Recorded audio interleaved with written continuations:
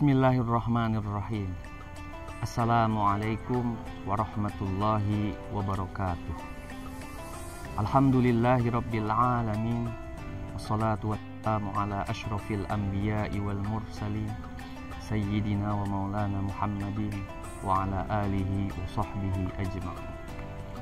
Rabbi syrah li sadri wa yassir li amri wahlul 'uqdatam min lisani yafqahu qawli. Amin ya rabbal alamin.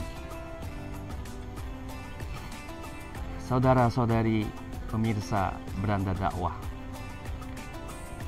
dalam kehidupan ini kita tentu punya tujuan besar. Salah satu tujuan besar itu adalah hidup yang baik di dunia dan hidup yang baik di akhirat. Kehidupan baik di dunia akan membuka jalan bagi kehidupan yang baik di akhirat. Demikianlah agama mengajarkan kepada kita. Namun demikian, dalam kenyataan sosial kita, masih saja kita melihat suatu sikap dan gaya hidup yang cenderung menjauh dari nilai-nilai agama. Mengapa hal itu terjadi? Hal itu terjadi karena keterasingan.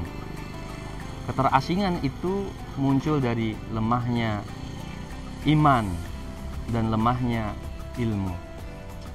Salah satu wujud dari keterasingan itu adalah ketidakmampuan seseorang atau sekelompok orang untuk membedakan mana jalan, mana tujuan.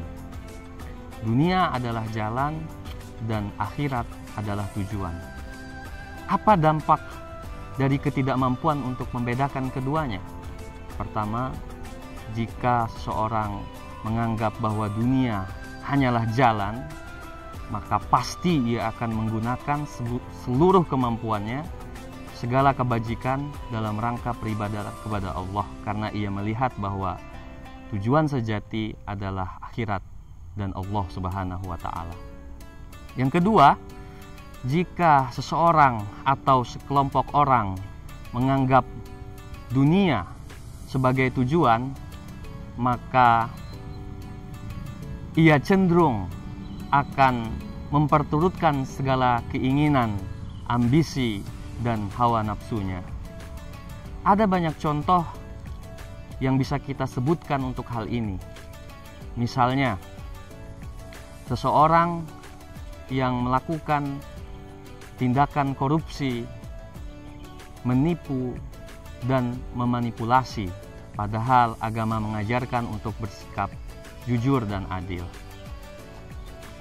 Terdapat pula seseorang yang merusak lingkungan, mengeksploitasi alam secara besar-besaran, memberikan dampak sosial bagi masyarakat, padahal agama mengajarkan untuk menjaga alam. Itu adalah suatu bentuk keterasingan yang terjadi di tengah-tengah kita. Keadaan ini pula menandai kalahnya akal dan hati atas nafsu. Di dalam sebuah hadis dikatakan, la yaghlibal usru yusrain. Satu kesulitan tidak akan mampu mengalahkan dua kemudahan. Satu kesulitan itu adalah hawa nafsu, dan dua kemudahan itu adalah hati dan akal. Hati adalah tempat iman bertumbuh. Akal adalah anugerah Allah Subhanahu wa Ta'ala untuk memperoleh pengetahuan. Akal dan hati, iman dan ilmu hilang terhadap akal dan hati, iman dan ilmu ada sesuatu hilang dari orang yang berlebih-lebihan mencintai dunia. Dalam bahasa agama kita mengenalnya dengan istilah hubbud dunya wa karahiyatul maut. Cinta yang berlebihan terhadap dunia dan membenci kematian. Saudara-saudari Beranda Dakwah yang dirahmati oleh Allah Subhanahu wa Ta'ala, bagaimana cara hidup yang baik di dunia dan di akhirat?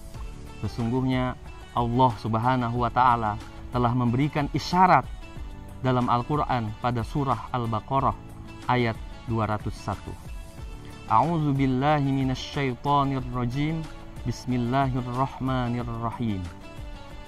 Wa minhum may yaqulu rabbana atina fid dunya hasanah wa fil akhirati hasanah wa qina adzabannar.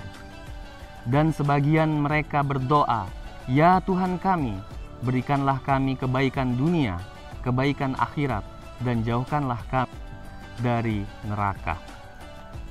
Ayat ini memiliki sababun nuzul, sebagaimana di dalam kitab Imam Jalaluddin As-Suyuti dalam kitab Asbabun Nuzul dijelaskan bahwa ayat ini turun pada suatu kondisi tertentu di mana sekelompok orang Baduy dalam perjalanannya berhenti di sebuah pemberhentian, dan di pemberhentian itulah ia berdoa kepada Tuhan, ya Tuhan, jadikanlah tahun ini hujan, berikanlah tahun ini tahun hujan, tahun kesuburan, dan tahun kebaikan. Dari sini kita melihat ada doa yang kurang, yaitu keseimbangan antara akhirat dan dunia. Orang yang beriman dalam melakukan doa tentu saja memohon dua hal, yaitu kebaikan dunia dan kebaikan akhirat. Itu adalah satu cara memohon kepada Allah kebaikan dunia dan akhirat. Cara yang kedua untuk menggapai kehidupan yang baik di dunia dan di akhirat adalah dengan berusaha melakukan kebaikan-kebaikan, yang kebaikan-kebaikan itu senantiasa didasarkan atas iman dan ilmu pengetahuan. Lalu apa sebenarnya makna dari kebaikan dunia? Kebaikan dunia ditafsirkan oleh Imam Al-Khazin dalam kitab tafsir Lubabut Ta'wil fi Ma'ani Tanzil. Beliau menyatakan bahwa kebaikan dunia itu adalah kemampuan untuk beribadah kepada Allah Subhanahu wa Ta'ala, kemampuan untuk memperoleh rizki yang halal, akhlak mulia, keluarga yang sakinah, anak istri yang solehah, perasaan aman, perasaan cukup. Itu semua adalah kebaikan-kebaikan dunia yang harus kita perjuangkan, yang harus kita usahakan atas nama iman kepada Allah Subhanahu wa Ta'ala. Karena hanya dengan cara itulah kita akan menggapai kebaikan akhirat. Kebaikan akhirat itu sendiri oleh Imam As-Samarqandi dalam kitab Bahrul Ulum, yaitu mendapatkan keridhaan Allah Subhanahu wa Ta'ala, terampuninya segala dosa dan diterimanya segala ketaatan. Lebih jelas dan lebih tegas Imam Fairuz Zabadi menyatakan bahwa kebaikan di akhirat itu adalah al-jannatu wa na'imuha, yaitu surga dan segala kenikmatannya. Dengan demikian, maka kita sudah mengerti bagaimana cara menggapai kebaikan di dunia dan di akhirat. Pertama, tentu saja dengan munajat dan memohon kepada Allah Subhanahu wa Ta'ala. Yang kedua adalah berusaha melakukan kebaikan-kebaikan dunia yang didasarkan atas iman kepada Allah dan atas ilmu pengetahuan yang baik pula.